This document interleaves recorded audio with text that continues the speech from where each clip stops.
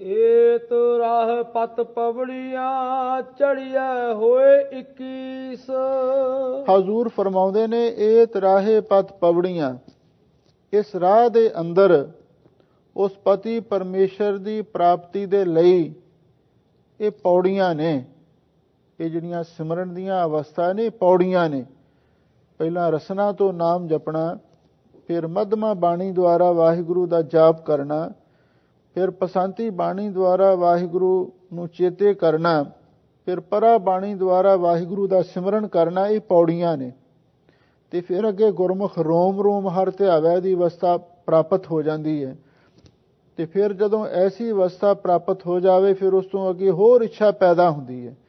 ਫਿਰ ਐਸੀ ਅਵਸਥਾ ਬਣ ਜਾਂਦੀ ਹੈ ਜੋ ਬੋਲਤ ਹੈ ਮ੍ਰਿਗਮੀਨ ਪੰਖੇਰੂ, ਸੋ ਬਿਨ ਹਰ ਜਾਪਤ ਹੈ ਨਹੀਂ ਹੋ। ਜੇਤਾ ਸੁਣਨਾ ਤੇਤਾ ਨਾ। ਜਿੰਨੀਆਂ ਆਵਾਜ਼ਾਂ ਕੰਨਾਂ ਵਿੱਚ ਪੈਂਦੀਆਂ ਨੇ, ਉਹਨੂੰ ਇਉਂ ਪ੍ਰਤੀਤ ਹੋ ਰਿਹਾ ਹੁੰਦਾ ਹੈ ਕਿ ਸਭ ਵਾਹਿਗੁਰੂ ਦਾ ਨਾਮ ਹੀ ਜਪਦੇ ਨੇ। ਫਿਰ ਇੱਥੋਂ ਤੱਕ ਵੀ ਅਵਸਥਾ ਬਣ ਜਾਂਦੀ ਹੈ, ਸਭ ਧਰਤ ਪਤਾਲ ਆਕਾਸ਼ ਹੈ ਮੇਰੀ ਜਿੰਦੜੀਏ, ਸਭ ਹਰ ਹਰ ਨਾਮ ਤੇ ਆਵੈ ਰਾਮ। ਇਹ ਧਰਤੀ ਵੀ, ਆਕਾਸ਼ ਵੀ, ਤੇ ਜਿੰਨੇ ਹੋਰ ਗ੍ਰਹਿ ਨੇ, ਮੰਡਲ ਨੇ, ਇਹ ਵੀ ਸਾਰੇ ਵਾਹਿਗੁਰੂ ਦਾ ਨਾਮ ਹੀ ਜਪ ਰਹੇ ਨੇ। ਐਸੀ ਉਹਨੂੰ ਅਨੁਭਵਤਾ ਹੋ ਜਾਂਦੀ ਹੈ। ਉਸ ਵਾਹਿਗੁਰੂ ਦੇ ਨਾਮ ਦੇ ਵਿਆਪਕ ਉਸ ਨੂੰ ਸ਼ਬਦ ਸੁਣਾਈ ਦੇਣ ਲੱਗ ਜਾਂਦੇ ਨੇ। ਹਜ਼ੂਰ ਕਹਿੰਦੇ ਨੇ ਵੀ ਜਦੋਂ ਏਤ ਰਾਹੇ ਪਤ ਪਵੜੀਆਂ, ਇਹ ਜਿਹੜਾ ਵਾਹਿਗੁਰੂ ਪਰਮੇਸ਼ਰ ਦੀ ਪ੍ਰਾਪਤੀ ਦਾ ਰਾਹ ਹੈ, ਔਰ ਇਹਦੇ ਅੰਦਰ ਉਸ ਪਤੀ ਪਰਮੇਸ਼ਰ ਨੂੰ ਪ੍ਰਾਪਤ ਕਰਨ ਦੇ ਲਈ ਇਹ ਸਿਮਰਨ ਦੀਆਂ ਪੌੜੀਆਂ ਨੇ, ਸਿਮਰਨ ਦੀਆਂ ਅਵਸਥਾ ਨੇ। ਚੜ੍ਹਿਆ ਹੋਏ ਅਕੀਸ, ਜਿਵੇਂ ਜਿਵੇਂ ਮਨੁੱਖ ਇਹਨਾਂ ਸਿਮਰਨ ਦੀਆਂ ਪੌੜੀਆਂ ਤੇ ਚੜ੍ਹਦਾ ਹੈ, ਹੋਏ ਅਕੀਸ, ਫਿਰ ਕਹਿੰਦੇ 21ਵੀਂ ਪੌੜੀ ਤੇ ਪਹੁੰਚ ਜਾਂਦਾ ਹੈ। 21ਵੀਂ ਜਿਹੜੀ ਪੌੜੀ ਹੈ ਨਾ, ਔਰ ਉਹ ਸਭ ਤੋਂ ਉੱਚੀ ਪੌੜੀ ਗਿਣੀ ਗਈ ਹੈ, ਕਿਉਂਕਿ ਜਿਹੜੀਆਂ 20 ਦੀ ਗਿਣਤੀ ਵਿੱਚ ਸੰਸਾਰ ਵਰਤਦਾ ਹੈ, ਤੇ ਜਿਹੜੀ 21ਵੀਂ ਜਿਹੜੀ ਸਟੇਜ ਹੈ, ਉਹਦੇ ਉੱਤੇ ਬ੍ਰਹਮ ਗਿਆਨੀ ਮਹਾਂਪੁਰਖ ਜਿਨ੍ਹਾਂ ਦੀ ਅਵਸਥਾ ਲਿਖੀ ਹੋਈ ਹੈ, ਬ੍ਰਹਮ ਗਿਆਨੀ ਕੋ ਖੋਜੈ ਹੈ ਮਹੇਸ਼ਰ, ਨਾਨਕ ਬ੍ਰਹਮ ਗਿਆਨੀ ਆਪ ਪਰਮੇਸ਼ਰ। ਉਹ 21ਵੀਂ ਅਵਸਥਾ ਹੈ ਜਿੱਥੇ ਜਾ ਕੇ ਮਹਾਂਪੁਰਖ ਟਿਕਦੇ ਹਨ। ਹਜ਼ੂਰ ਕਹਿੰਦੇ ਨੇ ਜਦੋਂ ਇਹ ਸਿਮਰਨ ਦੀਆਂ ਪੌੜੀਆਂ ਤੇ ਮਨੁੱਖ ਚੜ੍ਹਦਾ ਜਾਂਦਾ ਹੈ ਤੇ ਹੋਏ ਅਕੀਸ, ਫਿਰ ਉਹਨੂੰ ਜਿਹੜੀ ਚੌਥੀ ਅਵਸਥਾ ਹੈ, ਤੁਰੀਆ ਅਵਸਥਾ ਹੈ, ਏਕਤਾ ਦੀ ਅਵਸਥਾ ਹੈ, ਉਹ ਉਸ ਨੂੰ ਪ੍ਰਾਪਤ ਹੋ ਜਾਂਦੀ ਹੈ। ਤੇ ਜਾਂ ਚੜ੍ਹਿਆ ਹੋਏ ਅਕੀਸ, ਅਕੀਸ ਦਾ ਦੂਜਾ ਅਰਥ ਮਹਾਂਪੁਰਖ ਇਹ ਵੀ ਕਰਦੇ ਸਨ ਵੀ ਜਿਹੜਾ ਮਨੁੱਖ ਇਹਨਾਂ ਸਿਮਰਨ ਦੀਆਂ ਪੌੜੀਆਂ ਤੇ ਚੜ੍ਹਦਾ ਹੈ, ਹੋਏ ਅਕੀਸ, ਫਿਰ ਉਹ ਇੱਕ ਵਾਹਿਗੁਰੂ ਪਰਮੇਸ਼ਰ ਦਾ ਰੂਪ ਹੀ ਹੋ ਜਾਂਦਾ। ਜਿਵੇਂ ਪਿੱਛੇ ਵੀ ਸਤਿਗੁਰੂ ਮਹਾਰਾਜ ਨੇ ਆਖਿਆ ਸੀ, ਸਾ ਲਾਹੇ ਏਤੀ ਸੁਰਤ ਨ ਪਾਈਆ, ਨਦੀਆਂ ਅਤੇ ਵਾਹ ਪਵਹਿ ਸਮੁੰਦ ਨਾ ਜਾਣੀਆਂ ਹੈ। ਜਿਵੇਂ ਨਦੀਆਂ ਤੇ ਨਾਲੇ ਸਮੁੰਦਰ ਵਿੱਚ ਜਾ ਕੇ ਰਲਦੇ ਨੇ ਤੇ ਫਿਰ ਉਹਨਾਂ ਨੂੰ ਸ਼ਾਂਤੀ ਮਿਲ ਜਾਂਦੀ ਹੈ, ਵਿਸਰਾਂਤੀ ਮਿਲ ਜਾਂਦੀ ਹੈ, ਟਿਕਾਓ ਮਿਲ ਜਾਂਦਾ ਹੈ। ਇਸੇ ਤਰ੍ਹਾਂ ਜਿਹੜੇ ਵਾਹਿਗੁਰੂ ਦੇ ਭਗਤ ਹਨ, ਉਹ ਵੀ ਉਹਦੇ ਵਿੱਚ ਜਾ ਕੇ ਲੀਨ ਹੋ ਜਾਂਦੇ ਨੇ। ਚੜ੍ਹਿਆ ਹੋਏ ਅਕੀਸ, ਫਿਰ ਉੱਥੇ ਜਾ ਕੇ ਉਹਨਾਂ ਨੂੰ ਪੂਰਨ ਸ਼ਾਂਤ ਆਤਮਕ ਅਡੋਲ ਅਵਸਥਾ ਪ੍ਰਾਪਤ ਹੋ ਜਾਂਦੀ ਹੈ। ਸੁਣ ਗੱਲਾਂ ਆਕਾਸ਼ ਕੀ, ਕੀਟਾ ਆਈ ਰੀਸ। ਧੰਨ ਗੁਰੂ ਨਾਨਕ ਦੇਵ ਮਹਾਰਾਜ ਸੱਚੇ ਪਾਤਸ਼ਾਹ ਉਹਨਾਂ ਸਿੱਧਾਂ ਨੂੰ, ਯੋਗੀਆਂ ਨੂੰ ਕਹਿੰਦੇ ਨੇ ਵੀ ਜਦੋਂ ਐਸੇ ਨਾਮ ਜਪਣ ਵਾਲੇ, ਸਿਮਰਨ ਕਰਨ ਵਾਲੇ ਮਹਾਂਪੁਰਖਾਂ ਦੀਆਂ ਐਸੀਆਂ ਕੋਈ ਵਿਚਾਰਾਂ ਸੁਣਦੇ ਹਾਂ, ਸੁਣ ਗੱਲਾਂ ਆਕਾਸ਼ ਕੀ, ਵੀ ਉਹ ਕਿਵੇਂ ਚਿਦਾਕਾਸ਼ ਦੇ ਵਿੱਚ ਉਡਾਰੀਆਂ ਮਾਰਦੇ ਨੇ, ਉਹ ਕਿਵੇਂ ਵਾਹਿਗੁਰੂ ਦੇ ਸੱਚਖੰਡ ਦੇ ਵਿੱਚ ਪਧਾਰਦੇ ਨੇ। ਜਦੋਂ ਉਹਨਾਂ ਦੀਆਂ ਅਰਸ਼ੀ ਮੰਡਲਾਂ ਦੀਆਂ ਗੱਲਾਂ ਸੁਣਦੇ ਹਾਂ ਤੇ ਕੀਟਾਂ ਆਈ ਰੀਸ, ਜਿਹੜੇ ਕੀੜੇ ਨੇ ਉਹਨਾਂ ਨੂੰ ਵੀ ਰੀਸ ਆਉਂਦੀ ਹੈ ਬਈ ਜਿਵੇਂ ਕੋਈ ਹੋਰ ਪੰਛੀ ਆਕਾਸ਼ ਦੇ ਵਿੱਚ ਉੱਡਦੇ ਨੇ, ਅਸੀਂ ਵੀ ਉਡਾਰੀ ਮਾਰੀਏ।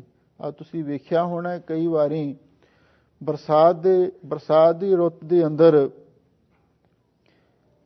ਕੀੜਿਆਂ ਨੂੰ ਵੀ ਖੰਭ ਲੱਗ ਜਾਂਦੇ ਨੇ, ਫਿਰ ਉਹ ਕੀੜੇ ਵੀ ਉੱਡਦੇ ਨੇ, ਪਰ ਥੋੜ੍ਹੀ ਦੇਰ ਬਾਅਦ ਹੀ ਵੇਖਣ ਵਿੱਚ ਆਉਂਦਾ ਹੈ ਕਿ ਉਹਨਾਂ ਦੇ ਖੰਭ ਝੜ ਜਾਂਦੇ ਨੇ ਕੀੜੇ, ਫਿਰ ਹੇਠਾਂ ਡਿੱਗ ਪੈਂਦੇ ਨੇ, ਜਾਂ ਕਈ ਜਾਨਵਰ ਹੀ ਉਹਨਾਂ ਨੂੰ ਖਾ ਜਾਂਦੇ ਨੇ। ਤੇ ਹਜ਼ੂਰ ਕਹਿੰਦੇ ਨੇ ਇਉਂ ਜਿਹੜੇ ਉਸ ਵਾਹਿਗੁਰੂ ਦੇ ਆਤਮਕ ਮੰਡਲਾਂ ਦੇ ਪੰਖੇਰੂ ਮਹਾਂਪੁਰਖ ਨੇ, ਜਦੋਂ ਉਹਨਾਂ ਦੀਆਂ ਆਤਮਕ ਅਵਸਥਾ ਦੀਆਂ, ਤੁਰੀਆ ਅਵਸਥਾ ਦੀਆਂ ਗੱਲਾਂ ਸੁਣਦੇ ਨੇ। ਕੀਟਾਂ ਆਇਰਿਸ, ਜਿਹੜੇ ਕੀੜਿਆਂ ਵਰਗੇ ਕਰਮ ਕਾਂਡੀ ਨੇ, ਜਿਹੜੇ ਹਾਲੇ ਵਿਸ਼ਿਆਂ ਦਾ ਸੁੱਖ ਭੋਗਦੇ ਨੇ, ਉਹਨਾਂ ਦੇ ਮਨ ਦੇ ਵਿੱਚ ਵੀ ਰੀਸ ਆ ਜਾਂਦੀ ਹੈ ਵੀ ਅਸੀਂ ਵੀ ਕਰਮ ਕਾਂਡ ਕਰਕੇ ਅਸੀਂ ਵੀ ਉਹਨਾਂ ਦੇ ਬਰਾਬਰ ਹੋ ਜਾਈਏ। ਪਰ ਨਹੀਂ, ਜਿੱਥੇ ਪੰਛੀ ਆਕਾਸ਼ ਦੇ ਵਿੱਚ ਉਡਾਰੀ ਮਾਰਦਾ ਹੈ ਤੇ ਕੀੜਾ ਕਦੇ ਵੀ ਉਸ ਦੇ ਬਰਾਬਰ ਉਡਾਰੀ ਨਹੀਂ ਮਾਰ ਸਕਦਾ। ਹੰਸ ਦੀ ਉਡਾਰੀ ਕਈ ਕੋਹਾਂ ਤੱਕ, ਸੈਂਕੜੇ ਕੋਹਾਂ ਤੱਕ ਵੀ ਲੰਬੀ ਹੁੰਦੀ ਹੈ, ਤੇ ਹੁਣ ਕੀੜਾ ਕਿਵੇਂ ਉਸ ਦੀ ਰੀਸ ਕਰ ਸਕਦਾ ਹੈ। ਇਸੇ ਲਈ ਧੰਨ ਗੁਰੂ ਅਮਰਦਾਸ ਮਹਾਰਾਜ ਸੱਚੇ ਪਾਤਸ਼ਾਹ ਦੇ ਕੋਲ ਇੱਕ ਪਖੰਡੀ ਆਦਮੀ ਆਇਆ, ਔਰ ਉਸਨੇ ਐਨ ਦੁੱਧ ਵਰਗੇ ਚਿੱਟੇ ਕੱਪੜੇ ਪਾਏ ਹੋਏ ਸਨ। ਤੇ ਜਦੋਂ ਗੁਰੂ ਮਹਾਰਾਜ ਦੇ ਕੋਲ ਆਇਆ, ਸਤਿਗੁਰੂ ਕਹਿਣ ਲੱਗੇ, ਮਹਾਤਮਾ ਜੀ ਤੁਸੀਂ ਕਿਵੇਂ ਆਏ?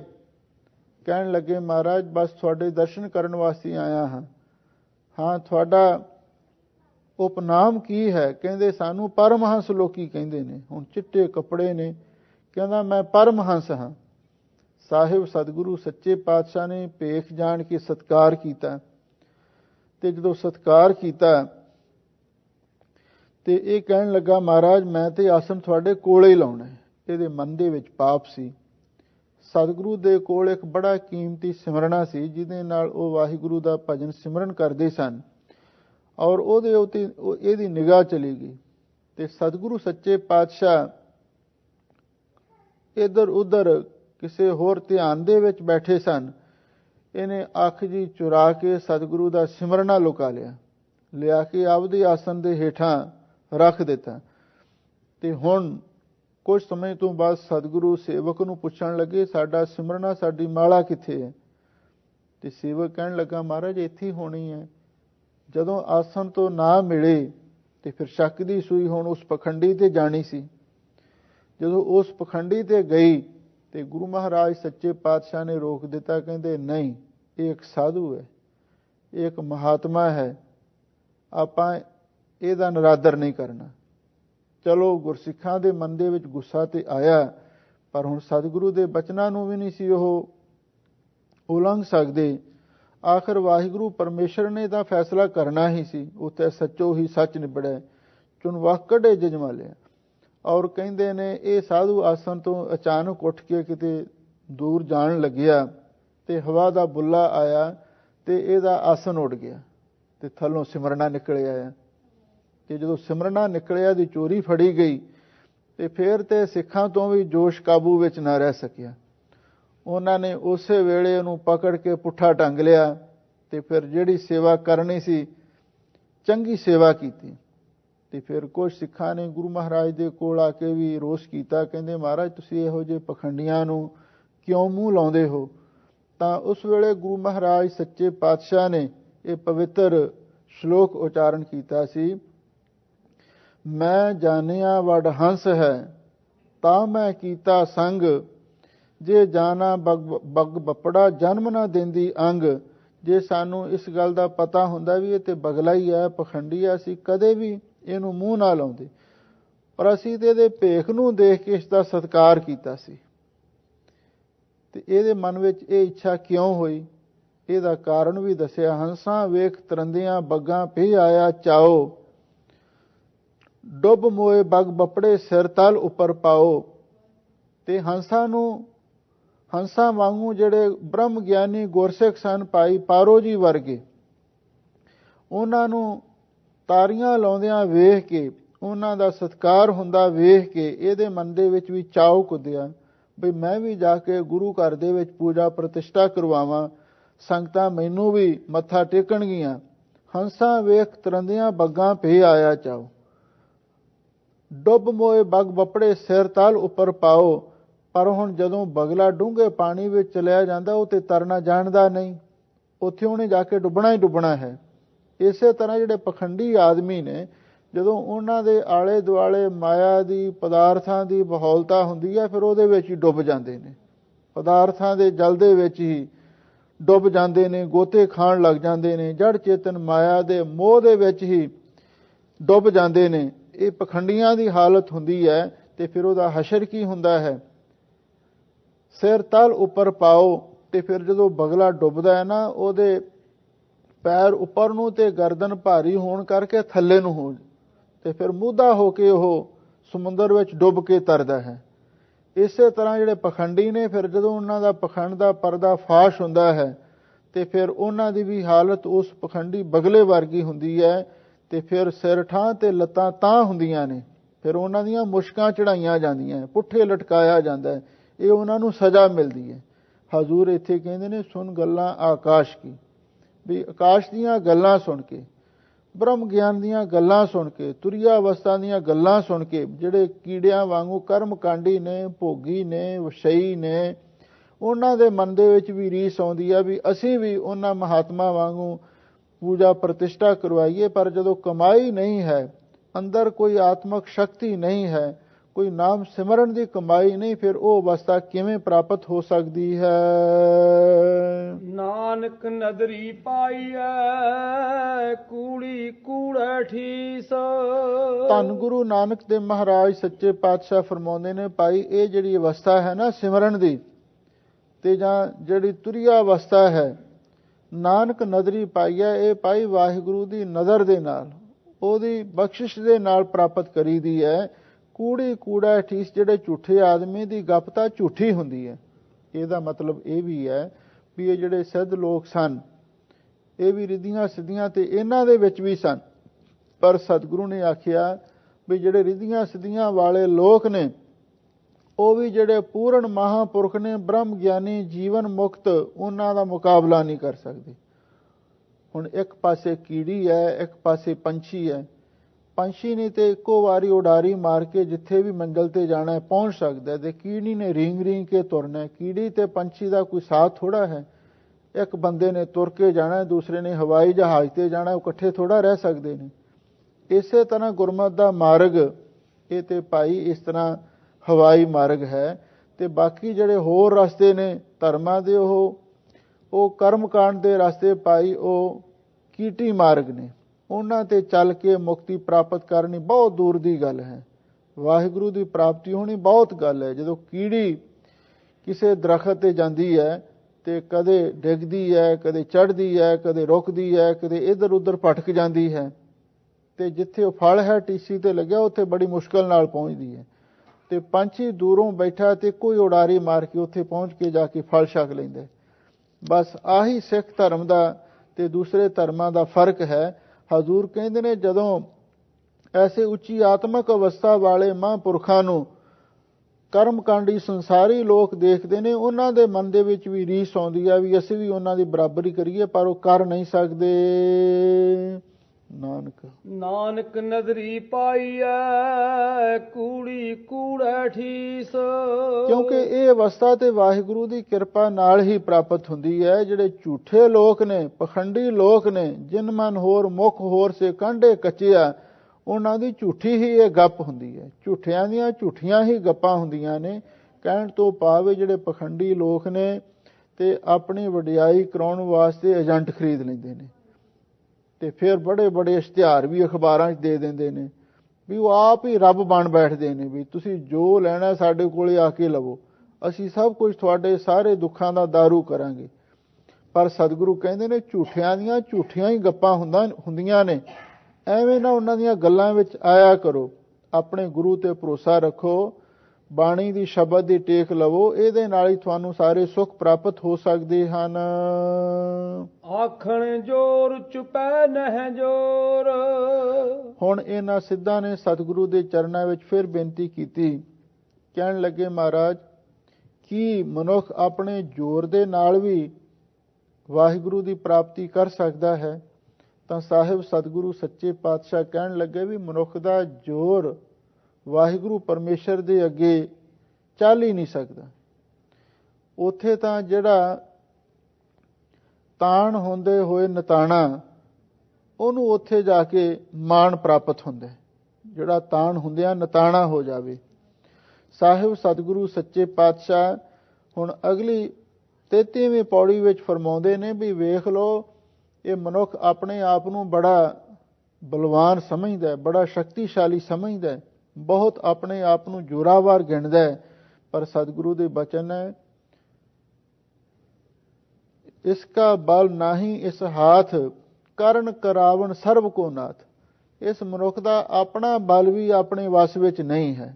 ਜੇ ਮਨੁੱਖ ਚਾਹੇ ਮੇਰੇ ਵਿੱਚ ਕੋਈ ਤਾਕਤ ਹੈ, ਕੋਈ ਸਰੀਰਕ ਬਲ ਹੈ ਜਾਂ ਕੋਈ ਬੌਧਿਕ ਬਲ ਹੈ ਜਾਂ ਕੋਈ ਹੋਰ ਕਿਸੇ ਕਿਸਮ ਦਾ ਵੀ ਬਲ ਹੋ ਸਕਦਾ ਹੈ, ਪਰ ਹਜ਼ੂਰ ਕਹਿੰਦੇ ਮਨੁੱਖ ਦੇ ਆਪਣੇ ਵਸ ਕੁਝ ਨਹੀਂ ਹੈ।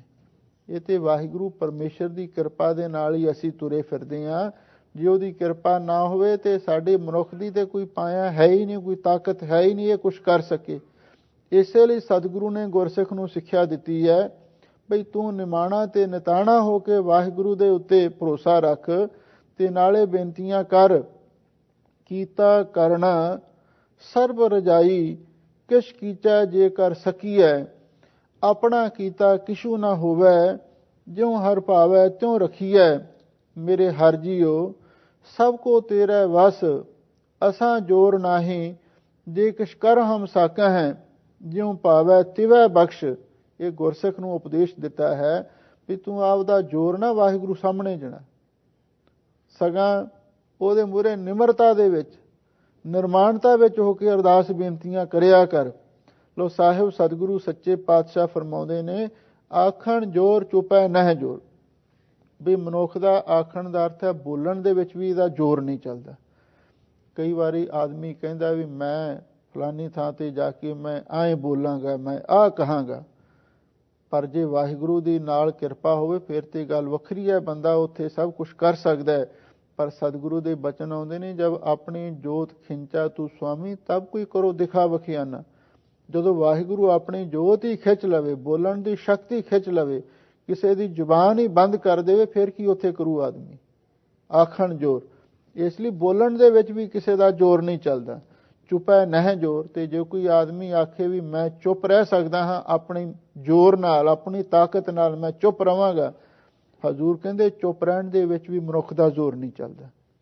ਜਿਵੇਂ ਮੋਨੀ ਸਾਧੂ ਆਇਆ ਸੀ ਨਾ ਧੰਨ ਗੁਰੂ ਗੋਬਿੰਦ ਸਿੰਘ ਸਾਹਿਬ ਮਹਾਰਾਜ ਦੇ ਕੋਲ, ਤੇ ਸਤਿਗੁਰੂ ਨੇ ਉਸ ਦਾ ਪਰਦਾ ਫਾਸ਼ ਕਰਨ ਦੇ ਲਈ ਇੱਕ ਸਿੰਘ ਨੂੰ ਆਖਿਆ, ਕਹਿੰਦੇ ਜਾ ਕੇ ਵੀ ਇਸ ਨੂੰ ਆਪਣੇ ਘਰ ਲੈ ਜਾ ਤੇ ਰੁੱਖਾ ਮਿੱਸਾ ਜਿਹੋ ਜਿਹਾ ਵੀ ਤੇਰੇ ਘਰ ਅੰਨ ਪਾਣੀ ਇਹਨੂੰ ਛਕਾ। ਤੇ ਨਾਲ ਉੱਚੀ ਸਤਿਗੁਰੂ ਮਹਾਰਾਜ ਨੇ ਇਹ ਕਹਤਾ ਮਹਾਤਮਾ ਜੀ ਆਏ ਨੇ, ਇਹਨਾਂ ਦੀ ਚੰਗੀ ਤਰ੍ਹਾਂ ਸੇਵਾ ਕਰੋ। ਇਹ ਇੱਕ ਸਤਿਗੁਰੂ ਨੇ ਕੋਟ ਵਰਡ ਸੀ ਵਰਤਿਆ, ਤੇ ਹੈ ਤੇ ਉਹਦਾ ਪਖੰਡੀ ਗੁਰੂ ਮਹਾਰਾਜ ਨੇ ਖੋਲਣਾ ਸੀ। ਤੇ ਔਰ ਉਹ ਕਹਿੰਦੇ ਨੇ ਗੁਰਸਿੱਖ ਉਸ ਨੂੰ ਆਪਣੇ ਘਰ ਲੈ ਗਿਆ ਤੇ ਘਰ ਲਿਜਾ ਕੇ ਉਸਨੇ ਬੇਹੇ ਬੂਹੇ ਪ੍ਰਸ਼ਾਦੇ ਜਿਹੋ ਜਿਹੇ ਪਏ ਸੀਗੇ ਘਰ ਦੇ ਵਿੱਚ ਉਹ ਲਿਆ ਕੇ ਉਸਦੇ ਮੂਹਰੇ ਰੱਖੇ ਤੇ ਨਾਲ ਪਾਣੀ ਦਾ ਛੰਨਾ ਰੱਖ ਦਿੱਤਾ। ਉਹ ਹੁਣ ਕਦੇ ਗੁਰੂ ਮਹਾਰਾਜ ਦੇ ਬਚਨਾਂ ਨੂੰ ਚੇਤੇ ਕਰੇ ਤੇ ਕਦੇ ਗੁਰਸਿੱਖ ਵੱਲ ਦੇਖੇ, ਕਦੇ ਉਹ ਬਈਆਂ ਸੁੱਕੀਆਂ ਰੋਟੀਆਂ ਵੱਲ ਝਾਕੇ, ਤੇ ਹੁਣ ਖਾਣ ਨੂੰ ਕਿੱਥੇ ਦਿਲ ਕਰੇ। ਤੇ ਅਖੀਰ ਬਿਨਾਂ ਕੁਛ ਖਾਧਿਆਂ ਪੀਤਿਆਂ ਲੋਹਾ ਲਾਖਾ ਹੋਇਆ ਤੇ ਗੁਰੂ ਮਹਾਰਾਜ ਦੇ ਕੋਲ ਦੌੜਿਆ ਆਇਆ। ਮਗਰੇ ਸਿੱਖ ਵੀ ਆ ਗਿਆ। ਤੇ ਜਦੋਂ ਸਿੱਖ ਆਇਆ ਤੇ ਗੁਰੂ ਮਹਾਰਾਜ ਸੱਚੇ ਪਾਤਸ਼ਾਹ ਗੁਰਸਿੱਖ ਨੂੰ ਪੁੱਛਣ ਲੱਗੇ ਕਿਉਂ ਵੀ ਮਹਾਤਮਾ ਦੀ ਕੀਤੀ ਸੇਵਾ? ਉਹ ਕਹਿੰਦਾ ਹਾਂ ਮਹਾਰਾਜ ਬਹੁਤ ਸੇਵਾ ਕੀਤੀ, ਮਹਾਤਮਾ ਬੜੇ ਪ੍ਰਸੰਨ ਹੋਏ ਨੇ ਮੇਰੀ ਸੇਵਾ ਤੋਂ। ਹੁਣ ਸੇਵਾ ਕਿਹੜੀ ਕੀਤੀ ਸੀ? ਉਹਦਾ ਭੁੱਖਾ ਭੱਜਿਆ ਸੀਗਾ। ਤੇ ਜਦੋਂ ਉਹਨੇ ਆਖਿਆ ਮਹਾਰਾਜ ਹਾਂ ਮੈਂ ਬਹੁਤ ਸੇਵਾ ਕੀਤੀ, ਤੇ ਉਹ ਤੋਂ ਰਹਿ ਨਾ ਹੋਇਆ। ਹੁਣ ਜਿਹੜਾ ਮੋਨੀ ਸੀ ਉਹ ਭੜਕ ਉੱਠਿਆ, ਬੋਲ ਉੱਠਿਆ, ਉਹਨੂੰ ਚੇਤਾ ਹੀ ਭੁੱਲ ਗਿਆ ਵੀ ਮੈਂ ਤੇ ਮੌਨ ਰੱਖਿਆ ਹੋਇਆ। ਕਹਿਣ ਲੱਗਾ ਹੱਦ ਹੋ ਗਈ ਬਈ ਤੁਹਾਡੇ ਸਿੱਖ ਤੁਹਾਡੇ ਸਾਹਮਣੇ ਝੂਠ ਬੋਲੀ ਜਾਂਦੇ ਨੇ, ਇਹਨੇ ਕਿਹੜੀ ਮੇਰੀ ਸੇਵਾ ਕੀਤੀ ਹੈ, ਝੂਠ ਬੋਲਦਾ ਤੁਹਾਡੇ ਸਾਹਮਣੇ। ਤੇ ਗੁਰੂ ਮਹਾਰਾਜ ਹੱਸ ਪਏ, ਕਹਿਣ ਲੱਗੇ ਇਸ ਤਾਂ ਤੇਰਾ ਮੌਨ ਹੀ ਪਰਖਣਾ ਸੀ। ਤੁਸੀਂ ਜਿਹੜਾ ਪਖੰਡ ਕਰਦੇ ਹੋ ਨਾ, ਬਸ ਅਸੀਂ ਪਖੰਡ ਹੀ ਤੁਹਾਡਾ ਲੋਕਾਂ ਦੇ ਸਾਹਮਣੇ ਨੰਗਾ ਕਰਨਾ ਸੀ। ਹਜ਼ੂਰ ਕਹਿੰਦੇ ਆਖਣ ਜੋਰ, ਬੋਲਣ ਵਿੱਚ ਵੀ ਕਿਸੇ ਦਾ ਜ਼ੋਰ ਨਹੀਂ ਚੱਲਦਾ ਤੇ ਚੁੱਪ ਰਹਿਣ ਦੇ ਵਿੱਚ ਵੀ ਕਿਸੇ ਦਾ ਜ਼ੋਰ ਨਹੀਂ ਹੈ। ਜੋਰ ਨਾ ਮੰਗਣ ਦੇਣ ਨਾ ਜੋਰ। ਹੁਣ ਜੇ ਕੋਈ ਆਖੇ ਵੀ ਮੈਂ ਆਪਣੇ ਜ਼ੋਰ ਦੇ ਨਾਲ ਮੰਗ ਸਕਦਾ ਹਾਂ, ਮੰਗਣ ਦੇ ਵਿੱਚ ਵੀ ਕਿਸੇ ਦਾ ਜ਼ੋਰ ਨਹੀਂ ਚੱਲਦਾ। ਜੇ ਕੋਈ ਆਦਮੀ ਕਹੇ ਮੰਗ ਕੇ ਲੈ ਲਵਾਂ, ਇੱਕ ਮਹਾਂਪੁਰਖ ਸਾਖੀ ਸੁਣਾਉਂਦੇ ਸਨ ਵੀ ਇੱਕ ਕੋਈ ਗਰੀਬ ਆਦਮੀ ਸੀ, ਜੁਲਾਹਾ ਸੀ। ਉਹਨੂੰ ਕਿਸੇ ਨੇ ਆਖਿਆ ਵੀ ਭੋਲਾਨਾਥ ਸ਼ਿਵ ਜੀ ਬਹੁਤ ਛੇਤੀ ਪ੍ਰਸੰਨ ਹੁੰਦਾ, ਤੁਸੀਂ ਉਹਦੀ ਭਗਤੀ ਕਰੋ, ਤੁਹਾਨੂੰ ਵਰਦਾਨ ਦੇਵੇਗਾ, ਤੁਹਾਡੀ ਗਰੀਬੀ ਦੂਰ ਹੋ ਜਾਵੇਗੀ। ਕਹਿੰਦੇ ਨੇ ਇੱਕ ਜੁਲਾਹਾ ਸੀ, ਇੱਕ ਉਹਦੇ ਘਰ ਵਾਲੀ ਸੀ, ਇੱਕ ਉਸ ਦਾ ਲੜਕਾ ਸੀ। ਤਿੰਨੇ ਜਾਣੇ ਜਾ ਕੇ ਸ਼ਿਵ ਜੀ ਦੀ ਤਪੱਸਿਆ ਕਰਨ ਲੱਗੇ ਤੇ ਕੁਛ ਦੇਰ ਤੋਂ ਬਾਅਦ ਪਾਰਬਤੀ ਨੇ ਆਖਿਆ, ਮਹਾਰਾਜ ਤੁਹਾਡੇ ਭਗਤ ਨੇ, ਇਹਨਾਂ ਨੂੰ ਕੁਛ ਦੇ ਦਿਓ। ਸ਼ਿਵ ਜੀ ਕਹਿਣ ਲੱਗਾ, ਪਾਰਬਤੀ ਇਹਨਾਂ ਦੇ ਭਾਗਾਂ ਵਿੱਚ ਹੀ ਕੁਝ ਨਹੀਂ, ਮੈਂ ਕੀ ਕਰ ਸਕਦਾ ਹਾਂ। ਉਹ ਕਹਿੰਦੀ ਤੁਸੀਂ ਦਿਓ ਤਾਂ ਸਹੀ ਕੁਛ, ਐਵੇਂ ਤੁਸੀਂ ਕਹੀ ਜਾਂਦੇ ਹੋ। ਕਹਿੰਦਾ ਚੱਲ ਵੇਖ ਲੈਂਦੇ ਹਾਂ। ਸਭ ਤੋਂ ਪਹਿਲਾਂ ਉਹ ਘਰਵਾਲੀ ਕੋਲ ਚਲੇ ਗਏ, ਜਿੱਥੇ ਉਹ ਬੀਬੀ ਭਗਤੀ ਕਰਦੀ ਸੀ। ਉਹਨੂੰ ਜਾ ਕੇ ਸ਼ਿਵ ਜੀ ਕਹਿਣ ਲੱਗਾ, ਬਰੰਗ ਬਰੂਹ ਵਾਰ ਮੰਗ। ਉਹ ਅੱਗੋਂ ਕਹਿਣ ਲੱਗੀ, ਕਹਿੰਦੀ ਮੇਰਾ ਜਿਹੜਾ ਸਰੀਰ ਹੈ ਸੁੰਦਰ ਹੋ ਜਾਵੇ, ਮੈਨੂੰ ਸੋਹਣੇ ਜਰੀ ਦੇ ਵਸਤਰ ਮਿਲ ਜਾਣ, ਸੋਨੇ ਦੇ ਗਹਿਣੇ ਮਿਲ ਜਾਣ, ਇਹ ਸਾਰੀਆਂ ਚੀਜ਼ਾਂ ਮੰਗ ਲਈਆਂ। ਉਹਨੇ ਕਹਿਦਾ ਤਥਾਸਤੂ। ਹੁਣ ਜਦੋਂ ਉਹਦੇ ਸੁੰਦਰ ਕੱਪੜੇ ਤੇ ਸੋਹਣੇ ਜੇਵਰ ਤੇਵਰ ਹੋਰ ਗਹਿਣੇ ਪਾਏ ਹੋਏ ਨੇ, ਅਚਾਨਕ ਇਹ ਕੋਈ ਰਾਜਾ ਸ਼ਿਕਾਰ ਖੇਡਣ ਵਾਸਤੇ ਆ ਨਿਕਲਿਆ। ਤੇ ਜਦੋਂ ਉਸਨੇ ਉਸ ਨੂੰ ਦੇਖਿਆ ਵੀ ਬਹੁਤ ਸੁੰਦਰ ਤੇ ਸੁੰਦਰ ਕੱਪੜਿਆਂ ਦੇ ਵਿੱਚ ਕੋਈ ਇਸਤਰੀ ਹੈ, ਤੇ ਉਸ ਨੂੰ ਘੋੜੇ ਤੇ ਬਿਠਾ ਕੇ ਨਾਲ ਹੀ ਵਾਪਸ ਲੈ ਤੁਰਿਆ। ਹੁਣ ਉਸ ਨੂੰ ਰਾਜਾ ਲੈ ਕੇ ਚਲਿਆ ਗਿਆ। ਉਸ ਤੋਂ ਬਾਅਦ ਚ ਸ਼ਿਵ ਜੀ ਉਹਦੇ ਘਰ ਵਾਲੇ ਕੋਲ ਚਲਿਆ ਗਿਆ। ਉਹਨੂੰ ਕਹਿੰਦਾ, ਤੂੰ ਮੰਗ ਵੀ ਕੁਛ ਮੰਗਣਾ। ਉਹਨੂੰ ਇਸ ਗੱਲ ਦਾ ਗੁੱਸਾ ਸੀ ਵੀ ਮੇਰੇ ਘਰ ਵਾਲੀ ਨੇ ਕੀ ਮੰਗ ਲਿਆ, ਤੇ ਉਹਨੂੰ ਤੇ ਰਾਜਾ ਲੈ ਗਿਆ, ਮੇਰੇ ਹੱਥੋਂ ਵੀ ਉਹ ਖੁੱਸ ਗਈ ਹੈ। ਤੇ ਇਹਨੇ ਗੁੱਸੇ ਵਿੱਚ ਆ ਕੇ ਕਹਿੰਦਾ, ਮੇਰੇ ਘਰ ਵਾਲੀ ਸੂਰੀ ਬਣ ਜਾਵੇ, ਜ਼ੋਰ ਨਾ ਮੰਗਣ ਵਿੱਚ ਵੀ ਜ਼ੋਰ ਨਹੀਂ ਚੱਲਦਾ। ਕਹਿੰਦਾ ਮੇਰੇ ਘਰ ਵਾਲੀ ਸੂਰੀ ਬਣ ਜਾਵੇ। ਹੁਣ ਰਾਜਾ ਆਪਣੇ ਘਰ ਵਾਲ ਨੂੰ ਲਈ ਜਾਂਦਾ ਸੀ, ਉਹ ਪਿੱਛੇ ਅਚਾਨਕ ਸੂਰੀ ਬਣ ਗਈ। ਉਹ ਜਦੋਂ ਲੱਗੀ ਘੋਰ ਕਰਨ, ਤੇ ਰਾਜੇ ਨੇ ਵੇਖਿਆ ਕਿਹੜੀ ਬਲਾ ਮੈਂ ਸਹੇੜ ਲਈ। ਉਹਨੇ ਉੱਥੋਂ ਹੀ ਚਲਾ ਕੇ ਮਾਰੀ, ਤੇ ਉਹ ਸੂਰੀ ਬਣੀ ਹੋਈ ਜਿੱਥੇ ਉਹਦਾ ਪੁੱਤਰ ਸੀ ਉਹਦੇ ਕੋਲੇ ਆ ਗਈ। ਤੇ ਉਹਨੂੰ ਆ ਕੇ ਕਹਿਣ ਲੱਗੀ, ਹੁਣ ਤੂੰ ਮੈਨੂੰ ਮਾਫ ਕਰਵਾ। ਉਦੋਂ ਨੂੰ ਸ਼ਿਵ ਜੀ ਉਹਦੇ ਪੁੱਤਰ ਕੋਲੇ ਆਇਆ, ਤੇ ਉਹਨੂੰ ਕਹਿੰਦਾ ਵੀ ਤੂੰ ਮੰਗ ਲੈ। ਉਹ ਕਹਿੰਦਾ, ਜਿਹੋ ਜੀ ਮੇਰੀ ਮਾਂ ਸੀ ਉਹੋ ਜੀ ਮਾਂ ਮੇਰੀ ਪਹਿਲਾਂ ਵਰਗੀ ਬਣਾ ਦੇ। ਉਹ ਕਹਿੰਦਾ ਚੱਲ ਠੀਕ ਹੈ। ਮੰਗ ਵੀ ਲਿਆ ਤੇ ਲਿਆ ਵੀ ਕੁਛ ਨਹੀਂ। ਇਸੇ ਕਰਕੇ ਗੁਰੂ ਮਹਾਰਾਜ ਕਹਿੰਦੇ, ਭਾਈ ਮੰਗਣ ਵਿੱਚ ਵੀ ਕਿਸੇ ਦਾ ਜ਼ੋਰ ਨਹੀਂ, ਤੇ ਦੇਣ ਨਾ ਜ਼ੋਰ, ਤੇ ਦੇਣ ਵਿੱਚ ਵੀ ਕਿਸੇ ਦਾ ਜ਼ੋਰ ਨਹੀਂ ਚੱਲਦਾ। ਜੇ ਕੋਈ ਆਖੇ ਨਾ ਮੈਂ ਕਿਸੇ ਗਰੀਬ ਦੀ ਮਦਦ ਕਰਦਿਆਂ, ਮੈਂ ਉਹਨੂੰ ਆਪਦੇ ਪੈਰਾਂ ਤੇ ਖੜਾ ਕਰਦਿਆਂ, ਇਹਦੇ ਵਿੱਚ ਵੀ ਜ਼ੋਰ ਨਹੀਂ ਚੱਲਦਾ। ਜੇ ਵਾਹਿਗੁਰੂ ਦੀ ਕਿਰਪਾ ਨਾ ਹੋਵੇ ਤੇ ਸਾਡੀ ਮਦਦ ਕੀਤਿਆਂ ਕੋਈ ਆਪਣੇ ਪੈਰਾਂ ਤੇ ਨਹੀਂ ਖੜ ਸਕਦਾ। ਜਿਵੇਂ ਇੱਕ ਹੋਰ ਮਹਾਂਪੁਰਖ ਸਾਖੀ ਸੁਣਾਉਂਦੇ ਸਨ। ਇੱਕ ਵਾਰੀ ਕਰਮ ਦੇਵਤਾ ਤੇ ਲక్ష్ਮੀ ਦੋਵੇਂ ਇਕੱਠੇ ਹੋਏ, ਤੇ ਉਹਨਾਂ ਦਾ ਆਪਸ ਵਿੱਚ ਸੰਵਾਦ ਹੋਇਆ। ਲక్ష్ਮੀ ਕਹਿਣ ਲੱਗੀ ਕਰਮ ਦੇਵਤੇ ਨੂੰ, ਮੈਂ ਜਿਹਨੂੰ ਮਰਜ਼ੀ ਅਮੀਰ ਬਣਾ ਸਕਦੀ ਹਾਂ, ਮੈਂ ਕਿਸੇ ਨੂੰ ਵੀ ਮੈਂ ਭਾਗਸ਼ੀਲ ਬਣਾ ਸਕਦੀ ਹਾਂ। ਕਰਮ ਦੇਵਤਾ ਕਹਿੰਦਾ ਵੀ ਜੇ ਮੇਰੀ ਸਹਾਇਤਾ ਨਾ ਹੋਵੇ ਤੂੰ ਇਕੱਲੀ ਕੁਛ ਨਹੀਂ ਕਰ ਸਕਦੀ। ਉਹ ਕਹਿੰਦੇ ਚਲੋ ਵੇਖ ਲੈਨੇ ਆ। ਇਹ ਕੋਈ ਲੱਕੜਹਾਰਾ ਸੀ, ਲੱਕੜਾਂ ਇਕੱਠੀਆਂ ਕਰਦਾ ਸੀ। ਤੇ ਇਹ ਜਿਹੜੀ ਲక్ష్ਮੀ ਸੀ ਉਹਦੇ ਕੋਲ ਚਲੀ ਗਈ, ਤੇ ਉਹਨੂੰ ਜਾ ਕੇ ਇਸਨੇ ਕਹਿੰਦੇ ਨੇ ਵੀ ਸੋਨੇ ਦੀਆਂ ਮੋਹਰਾਂ ਦੀ ਥੈਲੀ ਦਿੱਤੀ। ਉਹਨੂੰ ਕਹਿੰਦੀ ਲੈ ਐਵੇਂ ਲੱਕੜਾਂ ਜੀਆਂ ਇੱਥੇ ਇਕੱਠੀਆਂ ਕਰਦਾ ਰਹਿਣਾ, ਤੇ ਆ ਲੈ ਸੋਨੇ ਦੀਆਂ ਮੋਹਰਾਂ ਦੀ ਥੈਲੀ, ਤੇ ਘਰ ਜਾ ਕੇ ਐਸ਼ ਕਰ। ਕਹਿੰਦਾ ਚਲੋ ਠੀਕ ਹੈ। ਇਹ ਜਦੋਂ ਘਰ ਆਇਆ ਤੇ ਉੱਥੇ ਘਰ ਨੂੰ ਮੂਹਰੇ ਜਿੰਦਰਾ ਲੱਗਿਆ ਹੋਇਆ ਸੀ। ਘਰ ਵਾਲੀ ਕਿਤੇ ਆਸੇ ਪਾਸੇ ਗਈ ਹੋਈ ਸੀ, ਤੇ ਇਹ ਸੀ ਵਿਚਾਰਾ ਭੋਲਾ ਭਾਲਾ। ਉਹ ਜਿਹੜੀ ਸੋਨੇ ਦੀਆਂ ਮੋਹਰਾਂ ਦੀ ਥੈਲੀ ਸੀ ਆਪਣੇ ਘਰ ਮੂਹਰੇ ਰੱਖ ਕੇ ਤੇ ਆਪ ਉਹਨੂੰ ਲੱਭਣ ਤੁਰ ਗਿਆ। ਤੇ ਉੱਥੇ ਨੇੜੇ ਗੁਆਂਢਣ ਵੇਖਦੀ ਸੀ, ਤੇ ਉਹਨੇ ਕੀ ਕੀਤਾ, ਸੋਨੇ ਦੀਆਂ ਮੋਹਰਾਂ ਚੁੱਕ ਲਈਆਂ। ਜਦੋਂ ਉਹਨੂੰ ਮੁੜ ਕੇ ਆਏ ਤੇ ਕੱਖ ਬਣਾ ਉੱਥੇ। ਫਿਰ ਦੂਸਰੇ ਦਿਨ ਲੱਕੜਾਂ ਚੁਗਣ ਵਾਸਤੇ ਗਿਆ, ਤੇ ਲక్ష్ਮੀ ਕਹਿਣ ਲੱਗੀ ਮੈਂ ਤੈਨੂੰ ਸੋਨੇ ਦੀਆਂ ਮੋਹਰਾਂ ਦਿੱਤੀਆਂ ਸਨ। ਕਹਿੰਦੀ ਉਹ ਤੇ ਕੋਈ ਲੈ ਗਿਆ। ਫਿਰ ਉਹਨੇ 2 ਬੜੇ ਕੀਮਤੀ ਲਾਲ ਦਿੱਤੇ। ਕਹਿੰਦੀ ਲੈ ਇਹਨਾਂ ਨੂੰ ਸੰਭਾਲ ਕੇ ਰੱਖੀ, ਇਹ ਬੜੇ ਕੀਮਤੀ ਨੇ। ਇਹ ਜਦੋਂ ਰਸਤੇ ਵਿੱਚ ਆਉਂਦਾ ਸੀ, ਪਾਣੀ ਦੀ ਪਿਆਸ ਲੱਗੀ, ਨਦੀ ਤੋਂ ਪਾਣੀ ਪੀਣ ਲੱਗਿਆ, ਉਹ ਉਤਲੀ ਜੇਬ ਦੇ ਵਿੱਚ ਪਾਏ ਸਨ। ਜਦੋਂ ਹੇਠਾਂ ਨੂੰ ਝੁਕਿਆ ਤੇ ਉਹ ਲਾਲ ਨਦੀ ਵਿੱਚ ਡਿੱਗ ਪਏ, ਔਰ ਉਹ ਕੋਈ ਮੱਛੀ ਨਿਕਲ ਗਈ। ਹੁਣ ਫਿਰ ਤੀਸਰੇ ਦਿਨ ਲੱਕੜਾਂ ਚੁਗਣ ਵਾਸਤੇ ਗਿਆ, ਤੇ ਔਰ ਕਹਿੰਦੇ ਨੇ ਲక్ష్ਮੀ ਬੜੀ ਹੈਰਾਨ ਹੋਈ ਵੀ ਮੈਂ ਤੈਨੂੰ 2 ਵਾਰੀ ਇੰਨਾ ਕੁਛ ਦੇ ਚੁੱਕੀ ਹਾਂ, ਪਰ ਹੁਣ ਮੈਂ ਕਰਾਂ ਕੀ। ਫਿਰ ਆਖਿਰ ਉਸਨੇ ਇੱਕ ਸੋਨੇ ਦਾ ਹਾਰ ਦਿੱਤਾ। ਕਹਿੰਦੀ ਲੈ ਇਹਨੂੰ ਸੰਭਾਲ ਕੇ ਰੱਖੀ। ਔਰ ਉਹਨੇ ਉਸ ਨੂੰ ਇੱਕ ਆਪਣੇ ਉਹ ਕੱਪੜਾ ਸੀ ਉਹਦੇ ਵਿੱਚ ਲਪੇਟ ਲਿਆ, ਤੇ ਲੈ ਕੇ ਉਸ ਨੂੰ ਸਿਰ ਤੇ ਰੱਖ ਕੇ ਤੁਰਿਆ ਜਾਵੇ। ਤੇ ਉਹ ਜਿੱਥੇ ਉਹ ਨਦੀ ਪੈਂਦੀ ਸੀ, ਨਦੀ ਤੇ ਆ ਕੇ ਇਹਦਾ ਜੀ ਕੀਤਾ ਵੀ ਗਰਮੀ ਬੜੀ ਹੈ, ਚਲੋ ਆਪਾਂ ਇਸ਼ਨਾਨ ਹੀ ਕਰ ਲਈਏ। ਉਹ ਜਦੋਂ ਇਸ਼ਨਾਨ ਕਰਨ ਲੱਗਿਆ, ਸੋਨੇ ਦਾ ਹਾਰ ਕੱਪੜੇ ਦੇ ਵਿੱਚ ਦੀ ਚਮਕਿਆ। ਇਹ ਕੋਈ ਉੱਥੇ ਐਲ ਆਈ, ਉਹਨੇ ਆਖਿਆ ਪਤਾ ਨਹੀਂ ਕੋਈ ਖਾਣ ਵਾਲੀ ਚੀਜ਼ ਹੈ। ਉਹ ਸਣੇ ਪੱਗ ਦੇ ਸੋਨੇ ਦਾ ਹਾਰ ਚੁੱਕ ਕੇ ਲੈ ਗਈ। ਇਹ ਉੱਥੇ ਬਸ ਨਹਾਉਂਦਾ ਹੀ ਰਹਿ ਗਿਆ ਖਾਲੀ ਹੱਥ।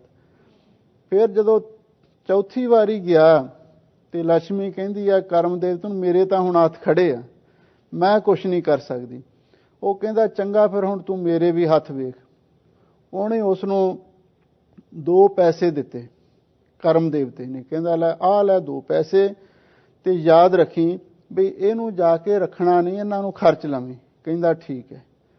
ਔਰ ਕਹਿੰਦੇ ਨੇ ਇਹ ਉੱਥੇ 2 ਪੈਸੇ ਲੈ ਕੇ ਘਰ ਗਿਆ ਤੇ ਹੁਣ ਘਰੇ ਖਾਣ ਵਾਸਤੇ ਕੁਛ ਹੈ ਨਹੀਂ ਸੀ। ਸੋਚਿਆ ਬਾਜ਼ਾਰ ਵਿੱਚੋਂ ਕੁਛ ਲੈ ਆਈਏ ਤੇ ਬਾਜ਼ਾਰ ਵਿੱਚ ਗਿਆ। ਉੱਥੇ ਇਹਨੇ ਮੱਛੀ ਖਰੀਦੀ ਵੀ ਚਲੋ ਅੱਜ ਮੱਛੀ ਹੀ ਬਣਾਵਾਂਗੇ। ਹੁਣ ਜਿਹੜੇ ਲੋਕ ਮਾਸਾਹਾਰੀ ਨੇ ਫਿਰ ਉਹ ਚਲੋ ਉਹਨਾਂ ਨੂੰ ਉਹ ਗੱਲਾਂ ਚੰਗੀਆਂ ਲੱਗਦੀਆਂ। ਜਦੋਂ ਇਹ ਮੱਛੀ ਲੈ ਕੇ ਆਇਆ ਤੇ ਫਿਰ ਘਰ ਵਾਲੀ ਨੂੰ ਕਹਿੰਦਾ ਤੂੰ ਮੱਛੀ ਚੀਰ, ਮੈਂ ਕਹਿੰਦਾ ਬਾਹਰੋਂ ਬਾਲਣ ਲੈ ਕੇ ਆਉਣਾ। ਕੋਈ ਸੁੱਕਾ ਦਰਖਤ ਸੀ ਉੱਥੇ ਚਲਿਆ ਗਿਆ ਬਾਲਣ ਲੈਣ ਵਾਸਤੇ। ਉੱਥੇ ਉੱਪਰ ਇੱਕ ਇੱਲ ਦਾ ਆਲਣਾ ਸੀ। ਹੌਲੀ ਹੌਲੀ ਜਦੋਂ ਉਹ ਉੱਪਰ ਬਾਲਣ ਤੋੜਨ ਵਾਸਤੇ ਗਿਆ ਤੇ ਉਹ ਹਾਰ ਉਹਦੀ ਨਿਗਾਹ ਚੜ ਗਿਆ। ਜਿਹੜਾ ਇੱਲ ਹਾਰ ਚੱਕ ਕੇ ਲਗਾਈ ਸੀ ਉਹ ਆਲਣੇ ਵਿੱਚ ਪਿਆ ਸੀ। ਉਹਨੇ ਜਾ ਕੇ ਉਹ ਹਾਰ ਵੀ ਲੈ ਲਿਆ। ਜਦੋਂ ਹਾਰ ਮਿਲ ਗਿਆ ਤੇ ਉਧਰ ਘਰ ਵਾਲੀ ਨੇ ਜਦੋਂ ਮੱਛੀ ਦਾ ਉਹ ਪੇਟ ਚੀਰਿਆ ਤੇ ਉਹਨੂੰ ਕੱਟ ਵੱਢ ਕੇ ਸਬਜ਼ੀ ਬਣਾਉਣ ਲੱਗੀ। ਉਹ ਮੱਛੀ ਦੇ ਵਿੱਚੋਂ ਲਾਲ ਵੀ ਨਿਕਲਿਆ, ਜਿਹੜੇ ਗਵਾਚੇ ਸੀ। ਉਹ ਮੱਛੀ ਫੜੀ ਗਈ ਕਿਤੇ। ਤੇ ਫਿਰ ਜਦੋਂ ਘਰੇ ਆਇਆ ਤੇ ਆ ਕੇ ਉਹਨੇ ਖੁਸ਼ੀ ਦੇ ਵਿੱਚ ਨੱਚ ਉੱਠਿਆ। ਕਹਿੰਦਾ ਲੈ ਵੀ ਲੱਭ ਗਿਆ, ਵੀ ਲੱਭ ਗਿਆ। ਉਹ ਹਾਰ ਗਵਾਚਿਆ ਸੀ ਨਾ, ਕਹਿੰਦਾ ਲੱਭ ਗਿਆ, ਵੀ ਲੱਭ ਗਿਆ। ਉਹ ਗੁਆਂਢਾਂ ਨੂੰ ਪਤਾ ਲੱਗ ਗਿਆ, ਮੇਰਾ ਪਤਾ ਲੱਗ ਗਿਆ। ਉਹ ਫਟਾਫਟ ਸੋਨੇ ਦੀਆਂ ਮੋਹਰਾਂ ਦੀ ਥੈਲੀ ਵੀ ਉੱਥੇ ਸੁੱਟ ਗਈ। ਜਦੋਂ ਕਰਮ ਦੇਵਤਾ ਸਹਾਇਤਾ ਕਰੇ ਫਿਰ ਤੇ ਸਭ ਕੁਝ ਮਿਲ ਜਾਂਦਾ। ਤੇ ਕੱਲੀ ਮਾਇਆ ਜਾਂ ਕੋਈ ਬੰਦਾ ਚਾਹੇ ਨਾ ਮੈਂ ਕੁਝ ਦੇ ਕੇ ਕਿਸੇ ਨੂੰ ਅਮੀਰ ਕਰ ਦੇਵਾਂ, ਕੱਲੇ ਦੀ ਨਹੀਂ ਕਿਸੇ ਦੀ ਵਾਹ ਪੇਸ਼ ਜਾਂਦੀ। ਇਸੇ ਲਈ ਸਤਿਗੁਰੂ ਕਹਿੰਦੇ ਨੇ ਭਾਈ ਨਾ ਤੇ ਮੰਗਣ ਦੇ ਵਿੱਚ ਹੀ ਕਿਸੇ ਦਾ ਜ਼ੋਰ ਹੈ ਤੇ ਨਾ ਹੀ ਕਿਸੇ ਦਾ ਦੇਣ ਦੇ ਵਿੱਚ ਜ਼ੋਰ ਚੱਲਦਾ ਹੈ। ਜੋਰ ਨਾ ਜੀਵਨ ਮਰਨ ਨਹਿ ਜੋਰ। ਲੋ ਹਜ਼ੂਰ ਕਹਿੰਦੇ ਭਾਈ ਜਿਉਣ ਦੇ ਵਿੱਚ ਵੀ ਕਿਸੇ ਦਾ ਜ਼ੋਰ ਨਹੀਂ ਚੱਲਦਾ। ਕੋਈ ਆਦਮੀ ਆਖੇ ਵੀ ਮੈਂ ਬਹੁਤਾ ਚਿਰ ਜਿਉਂਦਾ ਰਹਿ ਸਕਾਂ। ਹੁਣ ਜਿਹੜਾ ਹਰਨਾਕਸ਼ ਸੀ ਇਸਨੇ ਬੜੇ ਵਰਦਾਨ ਲਏ। ਕਹਿੰਦਾ ਨਾ ਮੈਂ ਦਿਨੇ ਮਰਾਂ ਨਾ ਰਾਤ ਮਰਾਂ, ਨਾ ਮੈਂ ਆਕਾਸ਼ ਵਿੱਚ ਮਰਾਂ ਨਾ ਧਰਤੀ ਤੇ ਮਰਾਂ, ਤੇ ਨਾ ਮੈਨੂੰ ਕੋਈ ਮਨੁੱਖ ਮਾਰ ਸਕੇ, ਨਾ ਕੋਈ ਹੋਰ ਪਸ਼ੂ ਪੰਛੀ ਮੈਨੂੰ ਮਾਰ ਸਕੇ। ਮੈਨੂੰ ਕਿਸੇ ਤਰ੍ਹਾਂ ਵੀ ਮੇਰੀ ਮੌਤ ਨਾ ਹੋਵੇ। ਸਾਰੇ ਦਰਵਾਜ਼ੇ ਇਸਨੇ ਬੰਦ ਕਰ ਲਵੇ। ਤੇ ਅਖੀਰ ਕਹਿੰਦੇ ਜਦੋਂ ਸਮਾਂ ਆਇਆ ਇਹਨੇ ਆਪਣੇ ਪੁੱਤਰ ਪ੍ਰਹਿਲਾਦ ਭਗਤ ਦੇ ਨਾਲ ਹੀ ਵੈਰ ਬੰਨ ਲਿਆ। ਇਹਨੂੰ ਇਸ ਦਾ ਹੁਣ ਮੌਤ ਦਾ ਡਰ ਰਿਹਾ ਹੀ ਨਹੀਂ ਸੀ। ਜਦੋਂ ਭਗਤ ਦੇ ਨਾਲ ਵੈਰ ਬੰਨ ਲਿਆ ਤੇ ਉਸ ਵੇਲੇ ਵਾਹਿਗੁਰੂ ਪਰਮੇਸ਼ਰ ਨੇ ਨਰਸਿੰਘ ਦਾ ਰੂਪ ਧਾਰਨ ਕਰਕੇ ਤੇ ਫਿਰ ਇਹਨੂੰ ਆਖਿਆ ਵੀ ਆ ਜਾ। ਹੁਣ ਇਹਦੇ ਨਾਲ ਜੰਗ ਕੀਤਾ। ਜੰਗ ਕਰਨ ਤੋਂ ਬਾਅਦ ਤੇ ਇਹਨੇ ਜਿੰਨੇ ਵਰਦਾਨ ਲਏ ਸੀ ਨਾ, ਨਾ ਮੈਂ ਦਿਨੇ ਮਰਾਂ ਨਾ ਰਾਤ ਮਰਾਂ, ਨਾ ਧਰਤੀ ਤੇ ਮਰਾਂ, ਨਾ ਅਸਮਾਨ ਦੇ ਵਿੱਚ ਮਰਾਂ, ਨਾ ਅੰਦਰ ਮਰਾਂ, ਨਾ ਬਾਹਰ ਮਰਾਂ, ਉਹ ਸਾਰੇ ਇਹਦੇ ਵਰਦਾਨ ਪੂਰੇ ਕੀਤੇ। ਅਖੀਰ ਇਸ ਨੂੰ ਡਿਉਢੀ ਦੇ ਉੱਪਰ ਇਹਨੂੰ ਰੱਖ ਲਿਆ ਤੇ ਡਿਉਢੀ ਤੇ ਲਿਆ ਕੇ ਆਪਣੇ ਪੱਟਾਂ ਤੇ ਰੱਖ ਕੇ ਉਹਨੇ ਨੌਂਦਰਾਂ ਦਿਖਾਈਆਂ ਆਪਣੀਆਂ। ਉਹਨੂੰ ਕਹਿਣ ਲੱਗਾ ਦੇਖ ਹੁਣ ਤੂੰ ਅੰਦਰ ਹੈ ਕਿ ਬਾਹਰ ਹੈ। ਹੁਣ ਹੈ ਦਹਲੀਜ਼ ਤੇ ਸੀ ਨਾ, ਅੰਦਰ ਨਹੀਂ ਸੀ, ਪੂਰਾ ਬਾਹਰ ਹੀ ਸੀ। ਤੇ ਕਹਿੰਦਾ ਵੀ ਨਾ ਤੂੰ ਅੰਦਰ ਹੈ ਨਾ ਹੁਣ ਬਾਹਰ ਹੈ, ਅੱਧ ਵਿਚਕਾਰ ਸੀ। ਤੇ ਦਿਨ ਦੇ ਛਪਾ ਦਾ ਵਕਤ ਸੀ। ਕਹਿੰਦਾ ਹੁਣ ਨਾ ਦਿਨ ਹੈ ਤੇ ਨਾ ਰਾਤ ਹੈ, ਸੰਧਿਆ ਦਾ ਸਮਾਂ ਹੈ। ਕਹਿੰਦਾ ਠੀਕ ਹੈ। ਕਹਿੰਦਾ ਨਾ ਤੂੰ ਹੁਣ ਧਰਤੀ ਤੇ ਹੈ ਨਾ ਹੀ ਆਕਾਸ਼ ਦੇ ਵਿੱਚ ਹੈ। ਇਹਨੂੰ ਆਪਣੇ ਪੱਟਾਂ ਦੇ ਉੱਤੇ ਉਸਨੇ ਫੜ ਕੇ ਕਾਬੂ ਕੀਤਾ ਹੋਇਆ ਸੀ। ਉਸ ਤੋਂ ਬਾਅਦ ਤੇ ਉਸ ਦਾ ਪੇਟ ਚਾਕ ਕਰ ਦਿੱਤਾ, ਇਸ ਨੂੰ ਮਾਰ ਦਿੱਤਾ। ਇਉਂ ਬਈ ਜ਼ੋਰ ਨਾ ਜੀਵਨ। ਹੁਣ ਜਿਹੜਾ ਰਾਵਣ ਸੀ ਇਹਨੇ ਵੀ ਕਹਿੰਦੇ ਵੀ ਅੰਮ੍ਰਿਤ ਦਾ ਕੁੰਡ ਆਪਣੇ ਅੰਦਰ ਭਰਿਆ ਹੋਇਆ ਸੀ। ਕਹਿੰਦਾ ਮੈਨੂੰ ਕੋਈ ਮਾਰ ਹੀ ਨਹੀਂ ਸਕਦਾ। ਇਹਦੇ ਬਾਰੇ ਇਹ ਵੀ ਗੱਲ ਪ੍ਰਚਲਿਤ ਹੈ। ਕਹਿੰਦੇ ਇਹਨੇ ਕਾਲ ਨੂੰ ਆਪਣੇ ਪਾਵੇ ਨਾਲ ਬੰਨਿਆ ਹੋਇਆ ਸੀ, ਪਰ ਇਹ ਕਿਹੜਾ ਫਿਰ ਬਚ ਸਕਿਆ। ਹਜ਼ੂਰ ਕਹਿੰਦੇ ਜ਼ੋਰ ਨਾ ਜੀਵਨ। ਜੀਵਨ ਦੇ ਵਿੱਚ ਵੀ ਕਿਸੇ ਦਾ ਜ਼ੋਰ ਨਹੀਂ ਚੱਲਦਾ ਤੇ ਮਰਨ ਨਾ ਹੈ ਜ਼ੋਰ, ਤੇ ਮਰਨ ਦੇ ਵਿੱਚ ਵੀ ਕਿਸੇ ਦਾ ਜ਼ੋਰ ਨਹੀਂ ਚੱਲਦਾ। ਕਹਿੰਦੇ ਨੇ ਵਸਿਸ਼ਠ ਮੁਨੀ ਜੀ ਤਪੱਸਿਆ ਕਰ ਰਹੇ ਸਨ। ਵਿਸ਼ਵਾਮਿੱਤਰ ਨੇ ਇਹਨਾਂ ਦੇ 100 ਪੁੱਤਰ ਮਾਰ ਦਿੱਤੇ। ਇਹਨਾਂ ਦੇ ਮਨ ਦੇ ਵਿੱਚ ਇੰਨਾ ਦੁੱਖ ਹੋਇਆ ਤੇ ਖੁਦਕਸ਼ੀ ਕਰਨ ਵਾਸਤੇ ਚੱਲ ਪਏ। ਪਹਿਲਾਂ ਬਿਆਸ ਦਰਿਆ ਦੇ ਵਿੱਚ ਛਾਲ ਮਾਰੀ। ਉਹਨੇ ਸੋਚਿਆ ਵੀ ਰਿਸ਼ੀ ਹੈ, ਮੈਂ ਕਿਉਂ ਆਪਣੇ ਤੇ ਪਾਪ ਲਵਾਂ। ਜਿਹੜਾ ਬਿਆਸਾ ਦਰਿਆ ਸੀ ਬੇਪਾਸ, ਉਹਨੇ ਇਹਨਾਂ ਦੀ ਫਾਹੀ ਕੱਟ ਦਿੱਤੀ ਤੇ ਇਹਨਾਂ ਨੂੰ ਡੁੱਬਣ ਨਾ ਦਿੱਤਾ। ਫਿਰ ਸਤਲੁਜ ਵਿੱਚ ਚਲੇ ਗਏ। ਜਿਹੜਾ ਸਤਲੁਜ ਦਰਿਆ ਸੀ ਇਹਦਾ ਮਤਲਬ ਸਤ ਦਰਵ, ਸਤਲੁਜ, ਉਹ 100 ਧਾਰਾ ਹੋ ਕੇ ਵਾਗਿਆ, ਡੁੱਬ ਹੀ ਨਹੀਂ ਸਕਿਆ। ਉਹਨੇ ਆਖਿਆ ਮੈਂ ਰਿਸ਼ੀ ਨੂੰ ਕਿਉਂ ਮਾਰਾਂ। ਇਹ ਦਰਿਆ ਵੀ ਸਾਰੇ ਵਾਹਿਗੁਰੂ ਦੇ ਭੈ ਦੇ ਵਿੱਚ ਹੀ ਚੱਲਦੇ ਨੇ ਨਾ। ਪੈ ਵਿੱਚ ਪਵਨ ਵਹਿ ਸਦਵਾਓ, ਪੈ ਵਿੱਚ ਚੱਲੈ ਲੱਖ ਦਰਿਆਓ। ਫਿਰ ਪਹਾੜ ਦੀ ਚਟਾਨ ਵਿੱਚ ਜਾ ਕੇ ਮੱਥਾ ਮਾਰਨ ਲੱਗਿਆ। ਫਿਰ ਉਹ ਆਕਾਸ਼ ਬਾਣੀ ਹੋਈ, ਵਸਿਸ਼ਟ ਤੂੰ ਮਾਰਨਾ, ਕਹਿੰਦਾ ਮੇਰੀ ਤੇ ਮੇਰੇ ਸਾਰੇ ਪੁੱਤਰ ਮਾਰੇ ਗਏ ਨੇ, ਮੇਰੀ ਤੇ ਸੰਤਾਨ ਖੜ ਗਈ ਹੈ, ਮੈਂ ਕੀ ਕਰਾਂ। ਉਹ ਕਹਿੰਦੇ ਜਿਹੜੀ ਤੇਰੇ ਘਰ ਵਾਲੀ ਹੈ ਰੌਂਦਤੀ, ਉਹਦੇ ਪੇਟ ਦੇ ਵਿੱਚ ਬੱਚਾ, ਉੱਥੋਂ ਤੇਰੀ ਪੀੜ੍ਹੀ ਚੱਲ ਪਵੇਗੀ। ਫਿਰ ਇਹਦੇ ਮਨ ਨੂੰ ਥੋੜ੍ਹੀ ਜਿਹੀ ਸ਼ਾਂਤੀ ਆਈ। ਹੁਣ ਦੇਖ ਲਓ, ਆਦਮੀ ਮਰਨ ਵਾਸਤੇ ਵੀ ਸੋਚਦਾ ਹੈ, ਪਰ ਮਰਨ ਦੇ ਵਿੱਚ ਵੀ ਜ਼ੋਰ ਨਹੀਂ ਹੈ। ਜਦੋਂ ਵਾਹਿਗੁਰੂ ਦਾ ਹੁਕਮ ਹੋਵੇ ਫਿਰ ਤੇ ਕੋਈ ਨਹੀਂ ਬਚਾ ਸਕਦਾ। ਪਰ ਜੇ ਕੋਈ ਬੰਦਾ ਆਪਣੇ ਜ਼ੋਰ ਦੇ ਨਾਲ ਮਰਨਾ ਚਾਹੇ, ਮਰ ਵੀ ਨਹੀਂ ਸਕਦਾ। ਜੋਰ ਨਾ ਰਾਜ ਮਾਲ ਮਨਸੂਰ। ਲੋ ਹਜ਼ੂਰ ਕਹਿੰਦੇ ਨੇ ਭਾਈ, ਜਿਹੜਾ ਇਹ ਰਾਜ ਹੈ ਇਹਦੀ ਪ੍ਰਾਪਤੀ ਵਿੱਚ ਵੀ ਕਿਸੇ ਦਾ ਜ਼ੋਰ ਨਹੀਂ ਚੱਲਦਾ। ਹੁਣ ਵੋਟਾਂ ਪੈਂਦੀਆਂ ਨੇ, ਖਬਰਾਂ ਕਿਹਨੇ ਮੂਹਰੇ ਆ ਜਾਣਾ, ਆਪੋ ਆਪਣਾ ਜ਼ੋਰ ਤਾਂ ਲਾਉਂਦੇ ਹੀ ਆ ਨਾ। ਤੇ ਮਾਲ, ਜਿਹੜਾ ਮਾਲ ਸਬਾਬ ਹੈ, ਧਨ ਦੌਲਤ ਹੈ, ਇਹਦੀ ਪ੍ਰਾਪਤੀ ਵਿੱਚ ਵੀ ਮਨੁੱਖ ਦਾ ਜ਼ੋਰ ਨਹੀਂ ਚੱਲਦਾ। ਮਨ ਸੋਰ, ਜਿਸ ਨੂੰ ਪ੍ਰਾਪਤ ਕਰਕੇ ਮਨੁੱਖ ਦੇ ਮਨ ਦੇ ਵਿੱਚ ਸ਼ੋਰ ਸ਼ਰਾਬਾ ਮਚ ਜਾਂਦਾ ਹੈ, ਇਹ ਰਾਜ ਤੇ ਮਾਲ ਸਬਾਬ ਨੂੰ ਪ੍ਰਾਪਤ ਕਰਕੇ ਤੇ ਮਨੁੱਖ ਦੇ ਮਨ ਦੇ ਅੰਦਰ ਟੈਨਸ਼ਨ ਵੱਧ ਜਾਂਦੀ ਹੈ। ਤੇ ਹਜ਼ੂਰ ਕਹਿੰਦੇ ਇਹਦੇ ਵਿੱਚ ਵੀ ਮਨੁੱਖ ਦਾ ਜ਼ੋਰ ਨਹੀਂ ਚੱਲਦਾ। ਜਿਸ ਨੂੰ ਵਾਹਿਗੁਰੂ ਰਾਜ ਪਾਕ ਦੇਵੇ, ਮਾਲ ਅਸਬਾਬ ਦੇਵੇ, ਉਸੇ ਨੂੰ ਮਿਲਦਾ ਹੈ। ਜੋਰ ਨਾ ਸੁਰਤੀ ਗਿਆਨ ਵਿਚਾਰ। ਸਾਹਿਬ ਸਤਿਗੁਰੂ ਸੱਚੇ ਪਾਤਸ਼ਾਹ ਫਰਮਾਉਂਦੇ ਨੇ, ਭਾਈ ਜੋਰ ਨਾ ਸੁਰਤੀ, ਵੀ ਸੁਰਤ ਜੋੜਨ ਦੇ ਵਿੱਚ ਵੀ ਕਿਸੇ ਦਾ ਜ਼ੋਰ ਨਹੀਂ ਚੱਲਦਾ। ਹੁਣ ਜਿਵੇਂ ਕੋਈ ਬੈਠ ਕੇ ਭਜਨ ਸਿਮਰਨ ਕਰਦਾ ਹੋਵੇ ਤੇ ਉਹ ਆਖੇ ਮੈਂ ਆਪਣੀ ਸੁਰਤ ਨੂੰ ਜੋੜ ਲਵਾਂ, ਤੇ ਤੁਸੀਂ ਯਤਨ ਕਰਕੇ ਦੇਖਿਓ, ਯਤਨ ਕੀਤਿਆਂ ਵੀ ਸਾਡੀ ਸੁਰਤ ਨਹੀਂ ਜੁੜੇਗੀ। ਇੱਥੇ ਵੀ ਸਾਡਾ ਜ਼ੋਰ ਨਹੀਂ ਚੱਲਦਾ, ਇੱਥੇ ਵੀ ਵਾਹਿਗੁਰੂ ਦੀ ਕਿਰਪਾ ਦੀ ਲੋੜ ਹੁੰਦੀ ਹੈ। ਜ਼ੋਰ ਨਾ ਸੁਰਤੀ ਗਿਆਨ ਵਿਚਾਰ, ਤੇ ਗਿਆਨ ਦੀ ਪ੍ਰਾਪਤੀ ਵਿੱਚ ਵੀ ਕਿਸੇ ਦਾ ਜ਼ੋਰ ਨਹੀਂ ਚੱਲਦਾ। ਤੇ ਜਿਹੜੀ ਵਿਚਾਰ ਹੈ, ਜਿਵੇਂ ਹੁਣ ਗੁਰਬਾਣੀ ਦੀ ਵਿਚਾਰ ਹੀ ਹੈ, ਇਹਦੇ ਵਿੱਚ ਵੀ ਕਿਸੇ ਦਾ ਜ਼ੋਰ ਨਹੀਂ ਚੱਲਦਾ। ਵਾਹਿਗੁਰੂ ਦੀ ਕਿਰਪਾ ਹੋਵੇ ਤਾਂ ਹੀ ਸੁਰਤ ਜੁੜਦੀ ਹੈ, ਤਾਂ ਹੀ ਗਿਆਨ ਪ੍ਰਾਪਤ ਹੁੰਦਾ, ਤਾਂ ਹੀ ਵਿਚਾਰ ਹੋ ਸਕਦੀ ਹੈ। ਜੋਰ ਨਾ ਜੁਗਤੀ ਛੁੱਟੈ ਸੰਸਾਰ। ਹਜ਼ੂਰ ਕਹਿੰਦੇ ਨੇ ਜੋਰ ਨਾ ਜੁਗਤੀ, ਵੀ ਕਿਸੇ ਜੁਗਤੀ ਦਾ ਅਰਥ ਹੈ ਜੁਗਤ ਨੂੰ ਧਾਰਨ ਕਰਨ ਦੇ ਵਾਸਤੇ ਵੀ ਕਿਸੇ ਦਾ ਜ਼ੋਰ ਨਹੀਂ ਚੱਲਦਾ। ਛੁੱਟੈ ਸੰਸਾਰ, ਇਹਨੂੰ ਸੰਸਾਰ ਹੀ ਕਹਿਣਾ, ਸੰਸਾਰ ਨਹੀਂ। ਛੁੱਟੈ ਸੰਸਾਰ, ਵੀ ਸੰਸਾਰ ਤੋਂ ਛੁੱਟਣ ਵਿੱਚ ਵੀ ਕਿਸੇ ਦਾ ਜ਼ੋਰ ਨਹੀਂ ਚੱਲਦਾ। ਜੇ ਹੁਣ ਕੋਈ ਆਦਮੀ ਇਹ ਚਾਹੇ ਵੀ ਮੈਂ ਆਪਣੀ ਜੁਗਤ ਦੇ ਨਾਲ ਸੰਸਾਰ ਤੋਂ ਮੁਕਤ ਹੋ ਜਾਵਾਂ, ਇੱਥੇ ਵੀ ਜ਼ੋਰ ਨਹੀਂ ਚੱਲਦਾ। ਜੇ ਵਾਹਿਗੁਰੂ ਦੀ ਕਿਰਪਾ ਨਾ ਹੋਵੇ ਤੇ ਮੁਕਤੀ ਦੀ ਜੁਗਤੀ ਸੁਰਤ ਸ਼ਬਦ ਦਾ ਸੁਮੇਲ ਪ੍ਰਾਪਤ ਹੀ ਨਹੀਂ ਹੋ ਸਕਦੀ। ਜਿਸ ਹੱਥ ਜੋਰ ਕਰ ਵੇਖੈ ਸੋਏ। ਸਾਹਿਬ ਸਤਿਗੁਰੂ ਸੱਚੇ ਪਾਤਸ਼ਾਹ ਫਰਮਾਉਂਦੇ ਨੇ, ਭਾਈ ਜਿਸ ਦੇ ਹੱਥ ਵਿੱਚ ਜ਼ੋਰ ਹੈ ਤੇ ਉਹ ਕਰਕੇ ਵੇਖ ਲਵੇ। ਭਾਵ ਜਿਹੜਾ ਮਨੁੱਖ ਦਾ ਆਪਣਾ ਜ਼ੋਰ ਹੈ ਉਹ ਕਿਸੇ ਕੰਮ ਦਾ ਨਹੀਂ ਹੈ। ਜੇ ਵਾਹਿਗੁਰੂ ਦੀ ਕਿਰਪਾ ਹੋਵੇ ਤਾਂ ਹੀ ਉਹ ਕੁਝ ਹੋ ਸਕਦਾ ਹੈ। ਇਸ ਪੰਕਤੀ ਦਾ ਅਰਥ ਕਈ ਵਿਦਵਾਨਾਂ ਨੇ ਇਹ ਵੀ ਕੀਤਾ ਹੈ, ਜਿਸ ਹੱਥ ਜ਼ੋਰ, ਵੀ ਜਿਸ ਅਕਾਲ ਪੁਰਖ ਦੇ ਹੱਥ ਵਿੱਚ ਸਾਰਾ ਜ਼ੋਰ ਹੈ, ਕਿਉਂਕਿ ਸਾਰੀ ਤਾਕਤ ਸਾਰੀ ਸ਼ਕਤੀ ਵਾਹਿਗੁਰੂ ਦੇ ਹੱਥ ਵਸ ਹੈ। ਕਰ ਵੇਖਿਆ ਸੋਏ, ਉਹ ਵਾਹਿਗੁਰੂ ਆਪਣੇ ਸੰਸਾਰ ਨੂੰ ਪੈਦਾ ਕਰਕੇ ਤੇ ਸਾਰੇ ਸੰਸਾਰ ਦੀ ਦੇਖਭਾਲ ਕਰ ਰਿਹਾ ਹੈ। ਨਾਨਕ ਉੱਤਮ ਨੀਚ ਨਾ ਕੋਏ। ਧੰਨ ਗੁਰੂ ਨਾਨਕ ਦੇਵ ਮਹਾਰਾਜ ਸੱਚੇ ਪਾਤਸ਼ਾਹ ਫਰਮਾਉਂਦੇ ਨੇ, ਭਾਈ ਆਪਣੇ ਜ਼ੋਰ ਦੇ ਨਾਲ ਨਾ ਹੀ ਕੋਈ ਉੱਤਮ ਚੰਗਾ ਬਣ ਸਕਦਾ ਹੈ ਤੇ ਆਪਣੇ ਜ਼ੋਰ ਦੇ ਨਾਲ ਕੋਈ ਨੀਚ ਮਾੜਾ ਵੀ ਨਹੀਂ ਹੋ ਸਕਦਾ। ਜੇ ਕੋਈ ਆਖੇ ਵੀ ਮੈਂ ਚੰਗਾ ਬਣ ਜਾਵਾਂ, ਉਹਦੇ ਵਿੱਚ ਵੀ ਬੰਦੇ ਦਾ ਜ਼ੋਰ ਨਹੀਂ ਚੱਲ ਸਕਦਾ। ਤੇ ਜੇ ਕੋਈ ਬੰਦਾ ਆਖੇ ਵੀ ਮੈਂ ਮਾੜਾ ਹੀ ਹੋ ਜਾਵਾਂ, ਮਾੜਾ ਹੋਣ ਦੇ ਵਿੱਚ ਵੀ ਜ਼ੋਰ ਨਹੀਂ ਚੱਲ ਸਕਦਾ। ਹਾਂ, ਇਹ ਵਾਹਿਗੁਰੂ ਪਰਮੇਸ਼ਰ ਦੀ ਮਰਜ਼ੀ ਹੈ। ਹੁਕਮੈ ਅੰਦਰ ਸਭ ਕੋ, ਬਾਹਰ ਹੁਕਮ ਨਾ ਕੋਏ। ਨਾਨਕ ਹੁਕਮੈ ਜੇ ਬੁਝੈ, ਤਾਂ ਹਉਮੈ ਕਹਿ ਨਾ ਕੋਏ। ਸਾਹਿਬ ਸਤਿਗੁਰੂ ਧੰਨ ਗੁਰੂ ਨਾਨਕ ਦੇਵ ਮਹਾਰਾਜ ਸੱਚੇ ਪਾਤਸ਼ਾਹ ਨੇ ਇਸ ਪੌੜੀ ਦੇ ਵਿੱਚ ਇਹ ਗੱਲ ਸਮਝਾਉਣ ਦਾ ਯਤਨ ਕੀਤਾ ਹੈ ਵੀ ਮਨੁੱਖ ਐਵੇਂ ਨਾ ਫੁੱਲਿਆ ਫਿਰੇ ਵੀ ਪਤਾ ਨਹੀਂ ਮੇਰੇ ਵਿੱਚ ਕਿੰਨੀ ਤਾਕਤ ਹੈ, ਮੈਂ ਕੀ ਕਰ ਸਕਦਾ ਹਾਂ। ਇਹਦੇ ਵੱਸ ਕੁਝ ਨਹੀਂ ਹੈ। ਹਾਂ, ਵਾਹਿਗੁਰੂ ਤੋਂ ਡਰ ਕੇ ਰਹਿਣਾ ਚਾਹੀਦਾ। ਸਾਰੀ ਤਾਕਤ ਵਾਹਿਗੁਰੂ ਪਰਮੇਸ਼ਰ ਦੇ ਕੋਲ ਹੈ। ਉਹ ਕਿਸੇ ਮਨੁੱਖ ਨੂੰ ਵੀ, ਕਿਸੇ ਕੀੜੀ ਨੂੰ ਵੀ ਤਾਕਤ ਦੇ ਦੇਵੇ। ਨੇਕੀ ਕੀੜੀ ਮਹਿ ਕੱਲ ਰੱਖੈ, ਭਸਮ ਕਰੈ ਲਸਕਰ ਕੋਟ ਲਖੈ, ਵੀ ਉਹ ਵੀ ਹਾਥੀਆਂ ਦਾ ਮੁਕਾਬਲਾ ਕਰ ਸਕਦੀ ਹੈ। ਇਸ ਲਈ ਸਾਨੂੰ ਆਪਣੇ ਜ਼ੋਰ ਦਾ ਕਦੇ ਭੁੱਲ ਕੇ ਵੀ ਮਾਣ ਨਹੀਂ ਕਰਨਾ ਚਾਹੀਦਾ। ਵਾਹਿਗੁਰੂ ਤੇ ਭਰੋਸਾ ਰੱਖਣਾ ਚਾਹੀਦਾ ਹੈ। ਇਹ ਐਸੀ ਉੱਤਮ ਸਿੱਖਿਆ ਸਤਿਗੁਰੂ ਨੇ ਸਾਨੂੰ ਬਖਸ਼ਿਸ਼ ਕੀਤੀ ਹੈ। ਆਪਾਂ ਇਸ ਨੂੰ ਸੁਣਿਆ ਤੇ ਸੁਣ ਕੇ ਮਨ ਵਿੱਚ ਵਸਾਈਏ। ਇਹਦੇ ਨਾਲ ਸਾਡੇ ਜੀਵਨ ਦੀ ਸਫਲਤਾ ਹੋਵੇਗੀ। ਸਭ ਸੰਗਤਾਂ ਦਾ ਹਾਰਦਿਕ ਧੰਨਵਾਦ। ਹੋਈਆਂ ਭੁੱਲਾਂ ਚੁੱਕਾਂ ਲਈ ਖਿਮਾ ਕਰਨਾ।